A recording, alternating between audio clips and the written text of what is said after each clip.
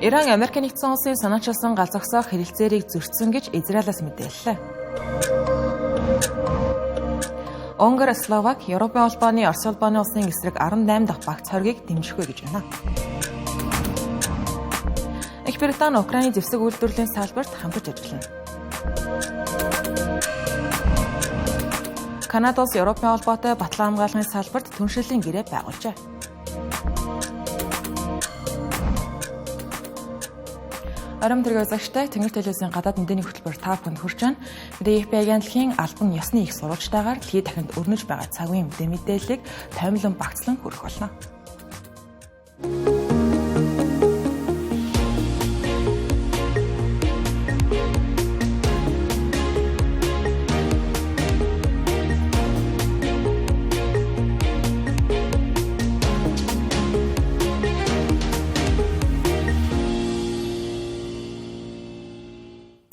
За яг одоо ойрхон хоорондод нөхцөл байдал тун тодорхойгүй докторгүй байна.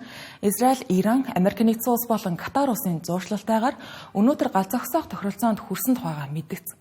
Гэсэн хэдий энэхүү тохиролцоо хэрэгжих хэсэг нь тохиролцоонд хүрсэн тухай мэдэгдэл гарсан даруйд эргэлзээ дагуулж байна. Тодруулах юм бол өнөө өглөө эхлээд Америк нэгдсэн улсын талаас ерөнхийлөгч Дональд Трамп талууд гал зогсоохоор тохиролцсон гэж төрүүлж мэдээлсэн.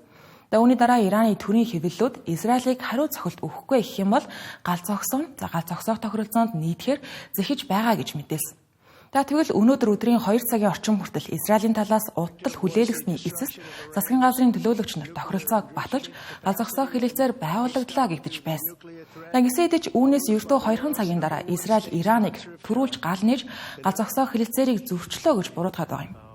Израиль улсын батлан хамгааллын сайд Израиль Кац Ираны агаараас өгсөн дайралтанд хүчтэй хариу өгөх тушаалыг өгсөн байна.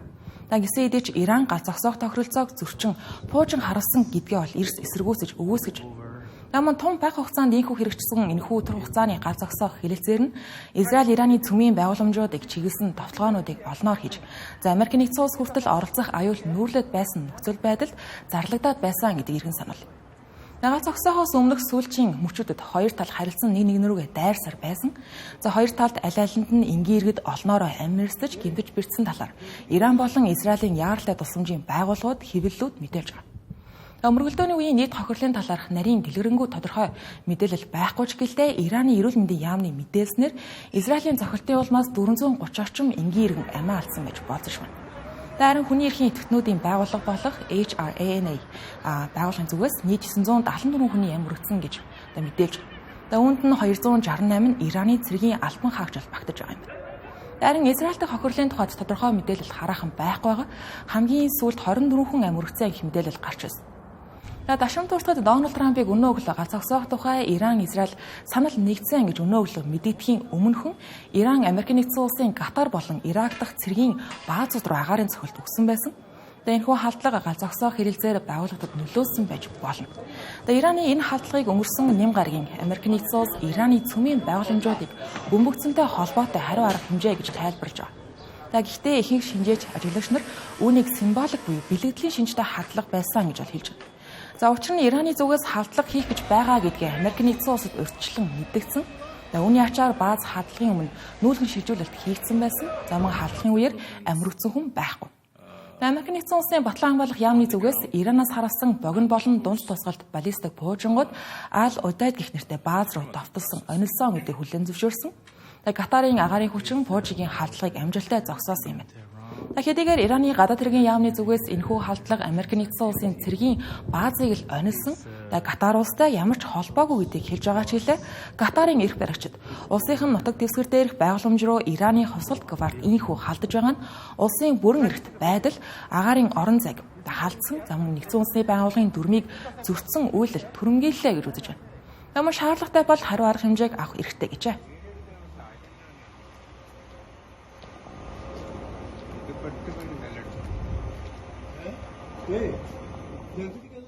Дараагийн мэдээ. Унгар болон Словак улс Европын холбооны Орос улбаны улсын эсрэг хэрэгжүүлэхээр төлөвлөж байгаа 18 дахь удаагийн багц хориг арга хэмжээг дэмжихгүй байхаар шийдвэрлсэнийг Унгар улсын гадаад хэргийн сайд Петер Сиярто мэдээлэв. Түүний хэлснээр Унгар болон Словак улс Европын холбооноос Оросын эрчим хүчний импортыг үе шаттайгаар зогсоох төлөвлөгөөнд хариу болгон Европын холбооны хоргийг дэмжихгүй байхаар шийдсэн гэж байна. Харгийн саналуудыг хэрэгжүүлэхийн тулд Европын холбооны бүх гишүүний зөвшөөрөл зайлшгүй шаардлагатай. Өнгөр өмнө нь Украинд тусламж үзүүлэх хориг сунгах хэлцээрүүдийн үеэр хэдэн удаа хориг тавьж байсан удаад.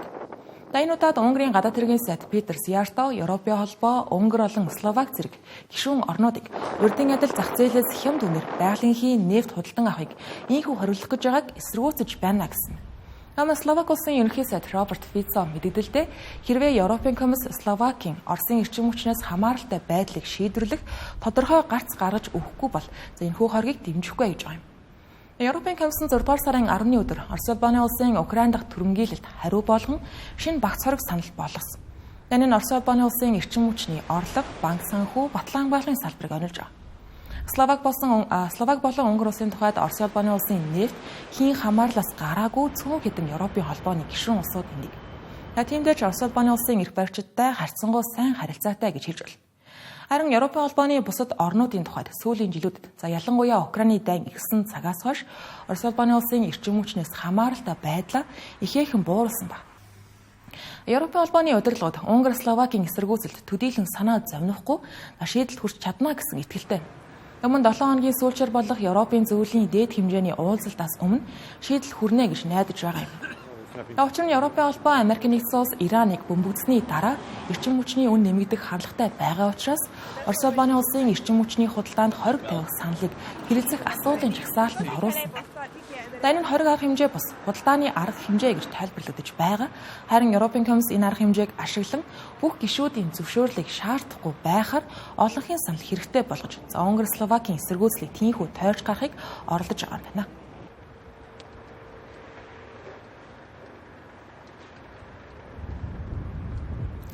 Их Британд айлчилсан богино хугацаат айлчлалынхаа хүрээнд Украин улсын ерөнхийлөгч Володимир Зеленский болон Их Британи улсын ерөнхий сайд Кир Стармер нар Украины батлан хамгаалалт чиглэсэн шинэ хамтын ажиллагааны санаачлалуудыг гаргаж тэр дундаа батлан хамгааллын үйлдвэрлэлийн салбарт хамтарч ажиллахаар болсон гэдгээ зарлалаа. Тэгэд Лондон хот дахь ерөнхий сайдын ордны цэцэрлэгт батлан хамгаалах салбар дахь түншлэлийн гэрээнд албан ёсоор гарын өсөг зорж танилцуулсан. Их Британд битэгдэж байгаа Украины цэргүүдтэй уулзсан байна. Энэхүү хамтын ажиллагаанд тулалдааны технологиг хуваалцах, Украины дроны үйлдвэрлэлийг нэмэгдүүлэх, Их Британий батлан хамгааллын салбар болон Украины фронтын шинээр хөрөнгөлүүлсэн технологиг холбох уялдаатай болгох зорилготой гэж Кир Стармерийн албан ёсны мэдээлэлд дурдсан. Нийтдээ 3 жилийн хугацаатай энэхүү түншлэлийн гэрээ нь хоёр улс энэ оны 1-р сард Кир Стармер Украины нийслэлд айлчлах үеэр 100 жилийн түншлэл байгуулахаар тохиролцсон хэлэлцээрийн үргэлжлэл ага. Уулзалтын дараа хийсэн тайланд дурдсанаар тэд сайн санааны эвсэл буюу Их Британи, Франц, Германы тэргүүлдэг бүлгийг ойрын 7 хоногудад захимаар чуулуулж дараагийн алхмуудаа хэлэлцэх хэрэгтэй гэдэгт тохиролцсон юм. Үүнээс өмнө Владимир Зеленский Виндзорын цайзад хаан Чарльз 3 дахь удаага уулзсан баг. Энэ Их Британи болон хаан Украиныг дэмжиж байгаагийн илэрхийлэл болсон байна. Мөн тэрээр Их Британий парламентын 2 техникийн даргатай уулзсан юм байна.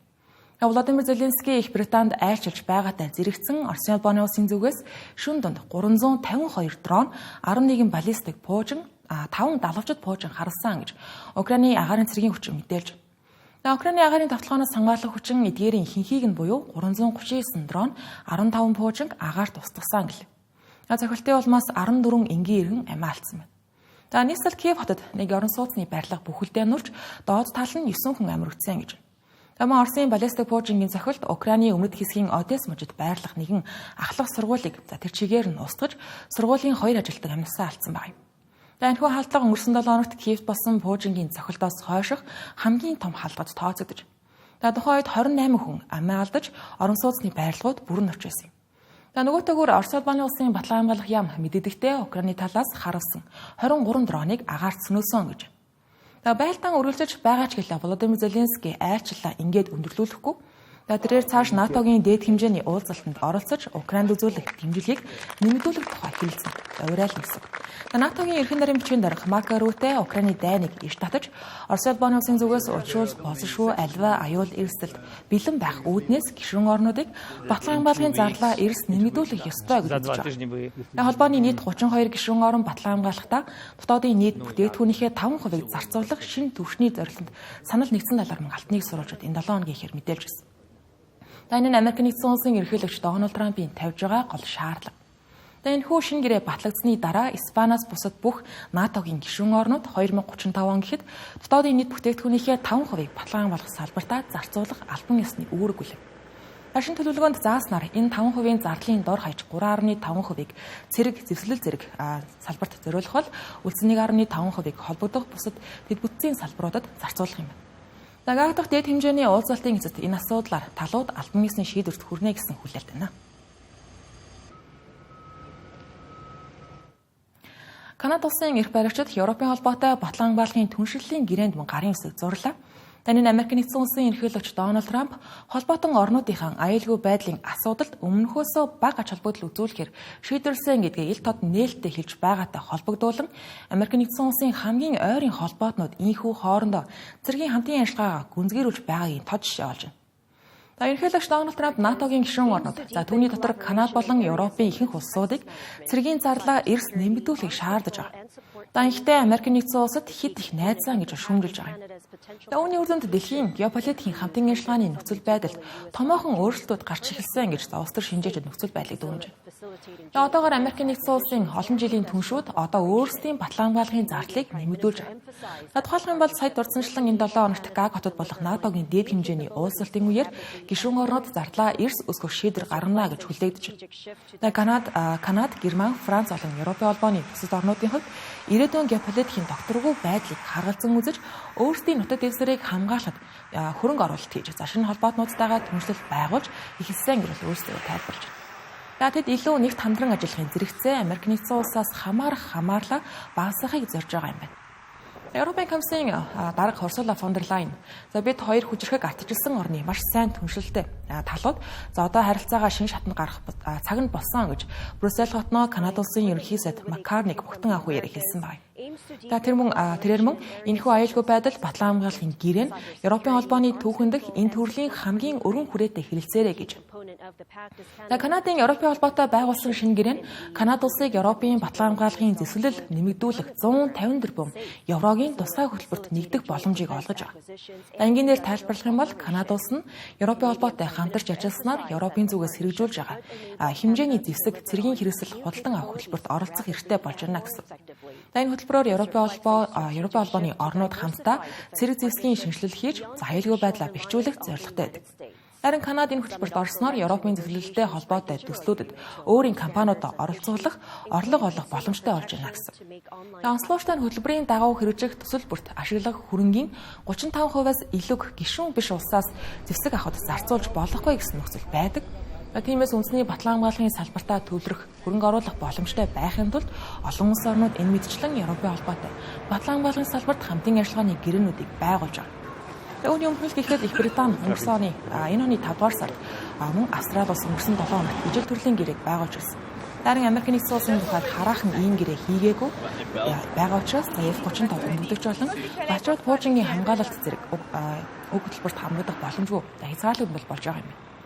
Канада улсын хувьд энэ гэрээ нь ерөнхий сайд Маккарнигийн хувьд улс төрийн томоохон ололт амжилтаа гэж хэлэгдэж байна. Энэхүү хэлэлцээрийн талаар New York Times 3 дугаар сард анх мэдээлж байсан. Дашин дурсад өнгөрсөн хугацаанд Канада улсын батлан хамгааллын экспортын бүтээгдэхүүний бараг тал хувь нь Америк нэгдсэн улс руу гардаг байсан гэждэг.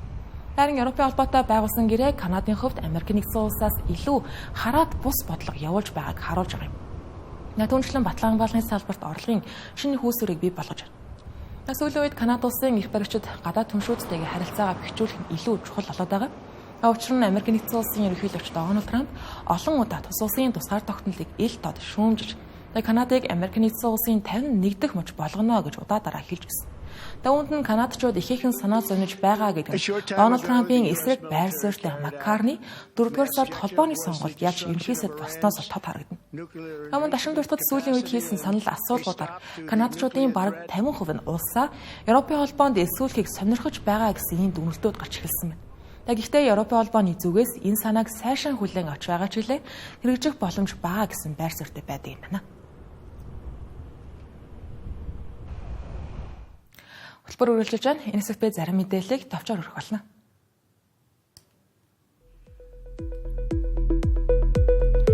Япон улсын Окинава муж дэлхийн 2 дугаар дайны хамгийн ширүүн хуурай газрын тулдааны нэг болох Окинавагийн дайны төгсгөлөөс хойш 80 жил өнгөрчээ. Ерөнхий сайд Шигеро Ишиба дайн Окинавагийн ард иргэдэд асар их гар цохрол авчирсныг дурдж 200 мянган хүн амиа олсныг ярьж тэдний гигэн дурсгалд хүндэтгэл үзүүлсэн байна. 1945 оны 4-р сарын 1-ний өдөр холбоотнууд Окинавад газардсанаар номхон далайн бүсгийн хамгийн том цус урсгасан тулаан эхэлсэн байдаг. Тухайн үед Америк, Их Британи, Австрали, Шинэ Зеланд, Канадын нийт 200 мянга гаруй цэрэг тулаанд оролцож байжээ.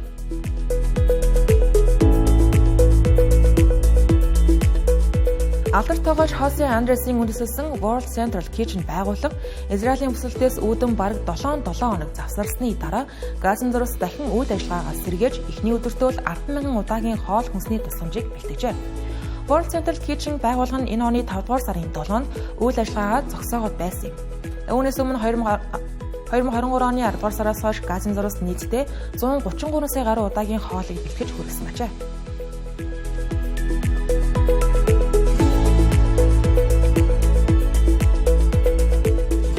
Amazon компани Их Британи улсад ирэх 3 жилд 40 тэрбум фунт буюу 54 тэрбум ам.долларын хөрөнгө оруулалт болсноо зарлалаа.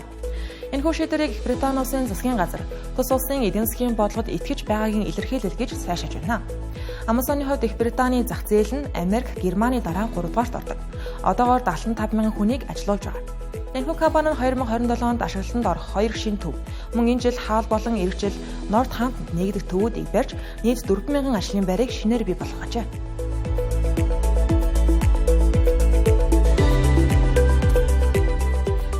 Хятад улс энэ оны 5-р сард 93 гигаваттын нарны эрчим хүчийг суйрлуулж 1 сарын дотор хамгийн их нарны хүчин чадал нэмж байгаагаа албан ёсоор мэдээллээ. Энэ нь өмнөх дэд амжилт болох 2024 оны 12-р сарын 7-ны өдрийн 71 гигаваттыг давж байна. Дэлхийд дахинд өөр ямар ч улс бүтэн жилийн хугацаанд ийм хэмжээний нарны их үүсвэр суйрлуулж байсан удаагүй юм а. Мөн 5-р сард Хятадын нэмсэн хүчин чадал нь 2024 онд бүх улс орнуудын жилийн нийт дүнгээс даасан байна.